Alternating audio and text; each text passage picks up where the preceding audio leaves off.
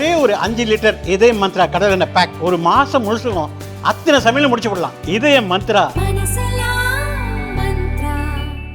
2023-24 ஆண்டில் அதிக விலை கொடுத்து 13,179 கோடி ரூபாய்க்கு மின்சாரம் வாங்கப்பட்டது பற்றி உயர்நீதிமன்ற மேற்பார்வையில் விசாரணை நடத்துவதற்கு தமிழக அரசு உடனடியாக ஆணையிட வேண்டும் என பாமக தலைவர் அன்புமணி ராமதாஸ் வலியுறுத்தியுள்ளார்.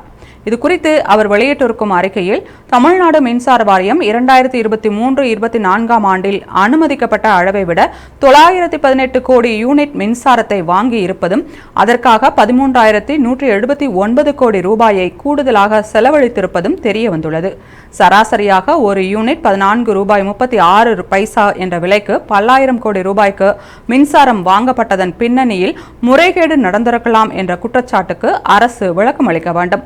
2023-24 ஆண்டில் மொத்தம் 7,379 கோடி யூனிட் மின்சாரத்தை பல்வேறு ஆதாரங்களில் இருந்து 42,575 கோடி ரூபாய்க்கு வாங்க மின்சார வாரியத்திற்கு ஒழுங்குமுறை ஆணையம் ஒப்புதல் அளித்திருந்த நிலையில், மின்சார வாரியமோ அதைவிட 917.6 கோடி யூனிட் மின்சாரத்தை கூடுதலாக தனியாரிடமிருந்து வாங்கியுள்ளது.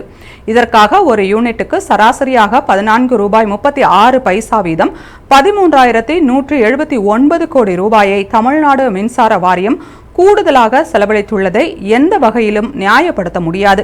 தமிழ்நாட்டில் 3 ஆண்டுகளில் 41,000 கோடி ரூபாய் அளவுக்கு மின்சார கட்டணம் உயர்த்தப்பட்டிருந்தாலும் மின்சார வாரியம் தொடர்ந்து நஷ்டத்திலேயே இயங்கி வருவதற்கு காரணம் அதிக விலைக்கு மின்சாரம் கொள்முதல் செய்யப்படுவதுதான் என்று தெரிவித்துள்ளார்.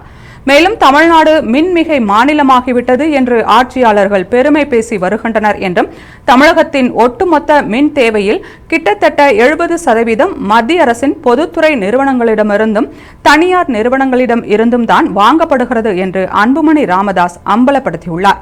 தமிழகத்தில் மின் கட்டணத்தை 3% உயர்த்த மின் வாரியத்திற்கு மின்சார ஒழுங்குமுறை ஆணையம் பரிந்துரைத்துள்ள நிலையில் மீண்டும் மின் கட்டண உயர வாய்ப்புள்ளதாக தெரியவந்துள்ளது.